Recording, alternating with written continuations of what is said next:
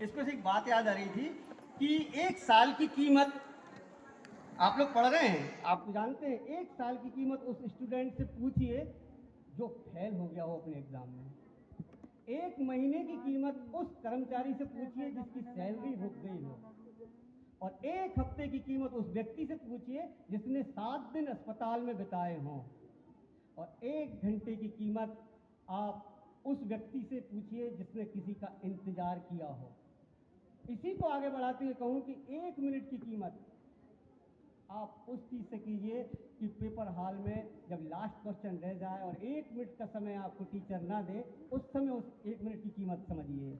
और लास्ट में अगर अब देखा जाए तो 1 सेकंड की कीमत उस समय महसूस कीजिए कि आपके सामने मौत आ रही हो, एक्सीडेंट, और एक पल में आप बच जाएं। आप भगवान का शुक्रगुजार करेंगे कि वाकई में वो एक पल का क्षण आपके लिए लाखों करोड़ों रुपयों से कितना कीमती था। तो मेरे पॉइंट ऑफ व्यू से टाइम इज मनी। तो आप टाइम की कीमत कीजिए और अपने टाइम को बर्बाद न कीजिए, साथ साथ किसी दूसरे के समय का भी नुकसान ना करें। अगर वो आप ये सोचिए आपने इस संस्थान में 3 साल दिए हैं, 3 साल अपनी जिंदगी के, तो सोचिए आप 3 साल बाद आप यहाँ से क्या लेकर जा रहे हैं। मैं समझता हूँ यदि आप अपने गोल को, अपनी अपॉर्चुनिटी को यदि प्राप्त कर लेते हैं तो मैं समझता हूँ कि आपने अपनी ज़िंदगी के जो बेशकीमती 3 साल इस इंस्टीट्यूट को दिए हैं वो आपके लिए लाभकारी रहेंगे। प्लेसमेंट की बात आ रही है तो उस पर से मैं एक बात याद दिलाना चाहता हूँ फाइनल ईयर के स्टूडेंट्स को जो पास आउट होने वाले हैं। हमारे यहाँ बहुत सी कंपनियाँ आई हैं और हमारे यहाँ 100% प्लेसमेंट हुआ है। कंपनी वाले हमसे पूछते हैं कि आप आपका डाटा दीजिए, हम रिक्रूट करना चाह रहे हैं। हम उनसे कह रहे हैं कि वो ऑलरेडी प्लेस्ड हैं। लेकिन जिन लड़कियों का सिलेक्शन हो गया है तो मैं उनको अपनी ओर से ये कहना चाहता हूँ कि बेटा ऐसा है, आप अपने गवर्नमेंट जॉब की तैयारी करते रहिए, भगवान करे आपको वो जॉब आपको मिल जाए।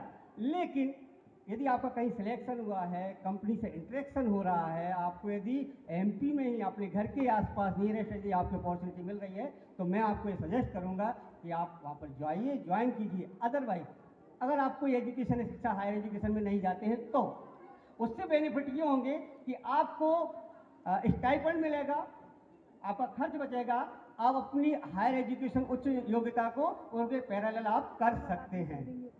ठीक है, तो मैं बस ज़्यादा तो नहीं बोलूँगा क्योंकि फाइनल ईयर के स्टूडेंट के लिए प्रोग्राम था। तो मैं तो बस यही कहूँगा कि मेरी शुभकामनाएं आपके साथ हैं। आप अच्छे नंबरों से पास हों। दूसरी चीज़, आप जिस उद्देश्य से यहाँ पर आए हैं उस उद्देश्य को पूरा करें। आपने अपनी ज़िंदगी के यहाँ पे 3 साल दिए हैं, इन 3 साल की कीमत को आप समझिए। यहाँ पे आप टाइम पास मत कीजिए, टाइम पास करने से कुछ नहीं होगा बेटा। आप यहाँ पे पढ़ाई कीजिए और जिस उद्देश्य से आए उसको पूरा कीजिए और अपनी गवर्नमेंट जॉब, प्राइवेट जॉब, जहाँ पर भी आपको लगे आप अपनी मंजिल, अपने गोल को प्राप्त कीजिए। साथ ही अपने इन जूनियर स्टूडेंट्स को भी आप उनके लिए एक आइडियल पर्सन हो सकते हैं, उनके लिए एक गाइडेंस हो सकते हैं कि देखो भाई हमने तो यहाँ पर पढ़ने के बाद में मैं ये, अच्छा हाँ मैं आपको एक बात बताना भूल गया, कल परसों कुछ बच्ची आई थी धार या झाबुआ से, अब वो मिलने आई मेरे रूम में। चेहरे जो देखा, नाम नहीं जानता था, पर मुझे लगा कि मैंने इनको पढ़ाया है। आपको मालूम है वो लड़कियां इस समय बीटेक कर चुकी हैं और कुछ लड़कियां एमटेक कर रही हैं। और उनमें से एक लड़की ने एक बात कही तो मैं भी शॉक हो गया कि मैंने कहा बेटा अब ये बताओ, बीटेक कर लिया, एमटेक कर लिया, अब क्या करोगे? तो मैं पीएचडी करना चाहती हूँ। आपकी इस इंस्टीट्यूट से निकली हुई डिप्लोमा पास आउट स्टूडेंट, सोचिए उसकी जो गोल देखिए वो कहाँ सोच रही है वो।